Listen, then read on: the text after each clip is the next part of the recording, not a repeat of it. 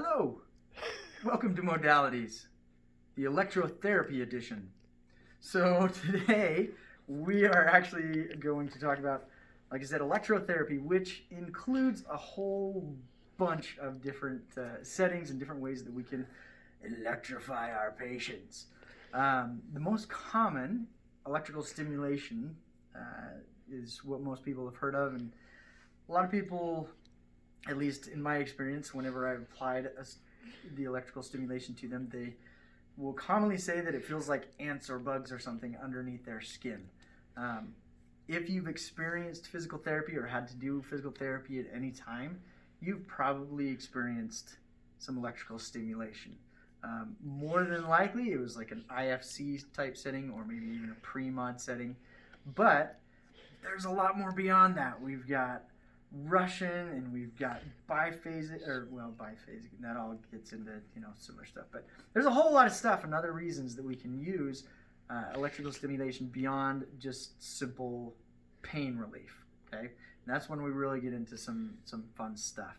But first, in this video, we just kind of want to show you a basic overview of the machines that we have in the school and that are relatively common out there when you get out into the clinic, depending on what setting you're in or the company that you're with. Of course, we don't have an example of all types of E-stim machines, but this will give you at least a good idea of what you'll be looking for when you do go to a clinic and how to set up those basic settings, and then you'll just have to learn how to use the machine, like where the on and off switch is and how to turn up the intensity or down the intensity, all that fun stuff.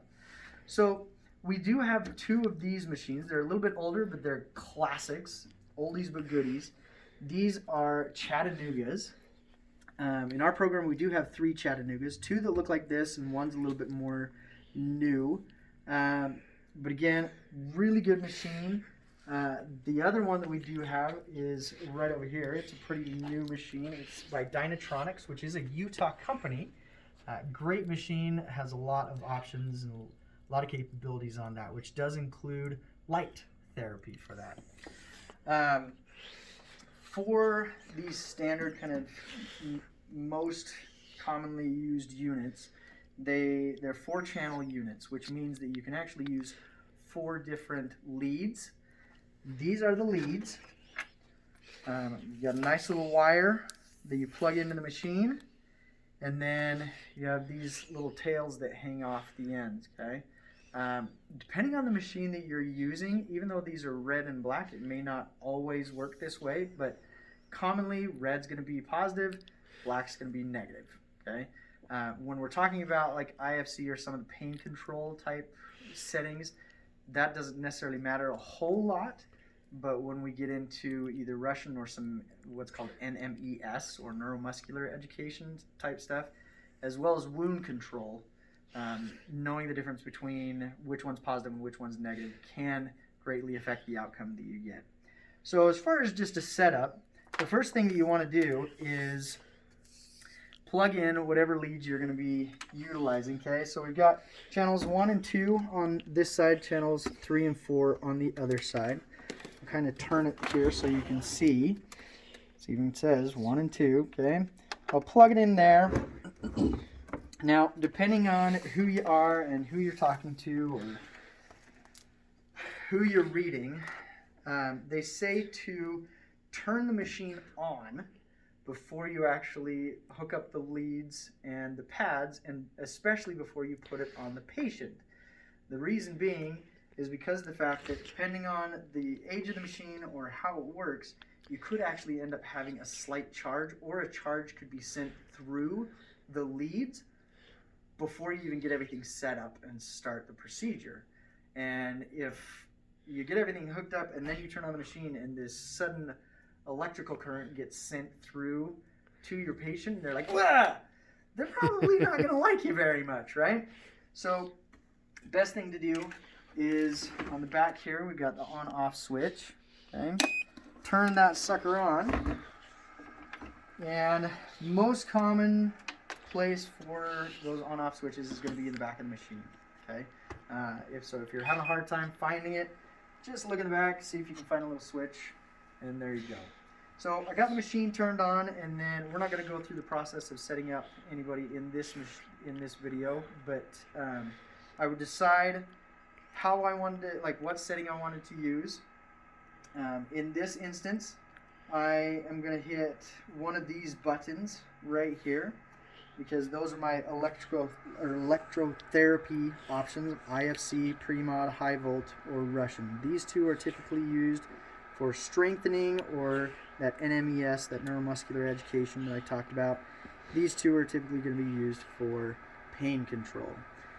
All of this stuff you guys will be familiar with. We'll have a little handout for you guys to keep, to hold dear, to sleep with, to read from, to memorize, all that fun stuff, because it's vitally important information when it comes to the application of electrotherapy. So essentially, let's say I want to set somebody up on IFC. I would hit IFC. It's selected channel 1 for me already. And then I would go through and turn up my, just kidding. There we go. There we go, now it's going. Comes up and it gives me a different screen there. These are all of the settings that I can possibly change when I am applying E-stim to somebody, specifically, like I said, IFC in this instance. So if I wanted to change one of these settings, I scroll either up or down to it and hit enter. It'll bring over here. Now it's saying that it's only channel 1, or I can do channel 2, or I can have both channels going at the same time, which IFC you will have both channels going at the same time. So let's say I wanted to change the amperage or modulate it a little bit. Then I can scroll down. Modulation means you're just kind of changing, essentially, the patient's, how they feel it, really. It's not going to be a current just staying in one position, but it's kind of moving the currents a little bit. Sometimes they call it scan or sweep as an option. So you can change it. We'll talk about that in lecture, and then also when you get into to lab again. So we'll just leave it at that 40% scan. And then if I wanted to change the frequency, again, this is preset. All of these are preset on this machine. So if you don't really want to play around with anything, you just hit IFC, you get your patient hooked up, and you start to turn up your power or your intensity over here, okay? Similar to pre-mod. Pre-mod's another simple one that has preset settings, and it's easy. You just slap on the pads, hit pre-mod, and if you don't want to mess around with it and don't really care what your patient's going to feel or how they're going to feel it, hit enter and adjust your power or your intensity. When it comes to either one of them, though, when we start playing around with that beat frequency, and like I mentioned, it changes how the patient feels or what they feel as far as that electrical current going through them. In this setting, or on this setting, it'll be kind of more of a tingling sensation that they're going to be feeling. Whereas if we actually lowered that beat frequency from 80 to 150, then and get somewhere close to like a 1 to 10 even, go really low, then it's going to go from a tingling to more of a kind of a bounding feeling, if you will. I won't get into what the difference is as far as the effects too much in this video, because I know that in lecture you'll go over that, as well as in other labs we'll be able to talk about it a little bit more. But it can actually change the outcome or how long the effects last. I'll just kind of give you a little hint there. So, like I said, we can change those basic settings, and then as far as, we've got them all set up and we're ready to go, I start turning up my power or intensity, and this is when the patient is going to start to feel that sensation of the electricity actually going through their body, and they'll start to get some of those effects from the machine or from the electrical stimulation. When they finish, once I get the intensity to the appropriate place, then I'd hit start. They'd go through it. We've got our timer preset for 20. Again, I can change that if I want to by hitting the time up and down. And then once they finish, it will automatically stop, or if we need to, we can hit stop before they finish if we have some sort of adverse effect going on, kind of thing. So that's a basic introduction, at least to this machine. We can wander over to the Dynatronics, and I'll just kind of show you where to find all of that information and changing those settings as well. So for this one, again, switch is right there in the back. Flip that machine on. Takes a little bit of time for it to warm up just because it's got a whole lot of stuff that it can do. The little computers gotta, get ready for us, I guess. On this one, instead of plugging the leads on the sides of the machine, they actually go on the front. So we got channel 1, 2, 3, and 4. These are going to be the leads for this machine. So instead of being combined together like that other one, they actually do have separate. So we got 2 leads for one cord instead of 4 leads for one cord. This one, you notice that this cord has 2 black leads, or at least the color of it.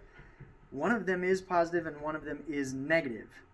If you look on, there's a little tag right there, and one says active and one says dispersive. And I'll be honest with you, unless James can remember, I always have a hard time. Okay, well, when you're in person, you'll be able to see it. But I always have a hard time remembering which one's positive and which one's negative as far as active or dispersive. I want to lean towards active is the positive and dispersive is the negative, but I can never 100% remember. Same thing with this cord. So it's a different cord. Colors are red, but we also, again, have an active and a dispersive option. So one is positive and one is negative, which does throw some people off because they're like, oh, well, why don't they just have one black and one red? And that just automatically tells us. I agree. I don't know, but that's the way they do it. So this guy's all ready. He's finished initializing. So again, we turn it on. We get our leads plugged in, and then we decide what we want to do. So all of our options as far as, well, it's not quite organized as in the same way that the other one is, but we've got 2 options for electrical stimulation over here. We've got our IFC and pre-mod. And then over here, we've got actually 4 different options. Oh, I hit something. For our E-stim. So they're not all grouped together when it comes to the electrical stimulation. But depending on what you want to do, pain control versus NMES or muscle re-education type stuff. Maybe that's why they have it. That just realized. That just like dawned on me. That's probably why. So in this case, again, I could hit, say, IFC. Comes up with all its kind of pre-programmed stuff. This one pre-programmed at 10 minutes. Range is going to be high. Our target essentially is, again, the same as kind of a scan or a sweep option. You can see right there, which means target is going to hit exactly where those frequencies cross, which you'll learn about more in lecture and all that fun stuff. But again, we can go through, and just by pushing the button below those options, we can change what we end up getting as far as the outcomes of the application. Okay, this one does have a couple other fancier options, like this little thing is pretty fun to play around with, and we'll show you that when you get into to labs on land and stuff, or come into lab. But for the most part, same thing as the other one. You pick which setting you want. If you want to change any of those settings or parameters within the setting you chose, then you're able to do so. With the newer Chattanooga, it's the same way. Like I said, they all pretty much run the same. You turn them on, you choose the setting you want, you change the parameters if you feel like you need to, and apply it to your patient. Which in the second video, which we want you to do, we will give you an example of setting up that patient. Okay? Enjoy.